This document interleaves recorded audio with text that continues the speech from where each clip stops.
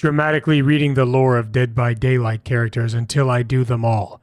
Part 2. Philip Ojomo came to this country without anything other than hope for a new beginning.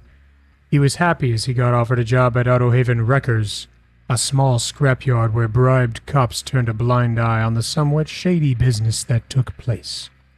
Ojomo didn't care. He had seen criminal activity up close in his homeland, and as long as he didn't get involved, he let things be. He just fixed cars and handled the crusher, something he did very well. A car went in, a small metallic cube came out. It was not until one gloomy day that he, just by accident, saw some blood coming from one of the uncrushed cars. As he opened the trunk, he found a young man gagged with tied hands and panic-filled eyes. Ojomo freed the man, who managed to run 10 feet before Ojomo's boss stopped him and slit his throat. As Ojomo demanded answers, he was explained that he'd been nothing more than a simple executioner, as more or less every car had a soul in them. This was a service the scrapyard provided to certain clients. Ojomo snapped and went ballistic. He threw his boss in the crusher and let it slowly compress.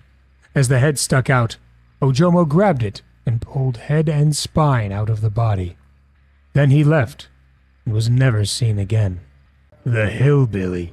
The son of wealthy landowners Max and Evelyn Thompson, this unnamed boy was an unwanted child born to savage parents. Hideously disfigured, he was shut away from society. So ashamed they were of their son, they bricked him into a room and fed him through a hole in the wall. When the boy escaped, he took his revenge savagely and terribly, slaughtering the parents who had tortured him instead of raising him. After the deed was done, he continued to live his life at the farm, taking out his deranged violence on the animals that were allowed to run free. As he finally broke free from his shackles, he ran through the cornfields, chasing and slaughtering whatever he could find. They never found the bodies of Max and Evelyn, but they did find tortured and disemboweled animals all over the farm. Goldwyn Farm was quickly settled and the land split up and sold off. There was never a buyer for the farmhouse, perhaps because of that sound of a chainsaw you could hear throughout those hot summer nights. The Trapper. Evan McMillan idolized his father. It wasn't just that he was heir to a great fortune. It was the way he ran the estate. Raised under his firm hand, Evan had taken to running the workforce with an iron fist. Production was always high, and the McMillan estate prospered under father and son. As Archie McMillan's mental health slowly degenerated, Evan protected him from the herd who wanted a piece of the fortune. No matter what his father asked of him, Evan would do.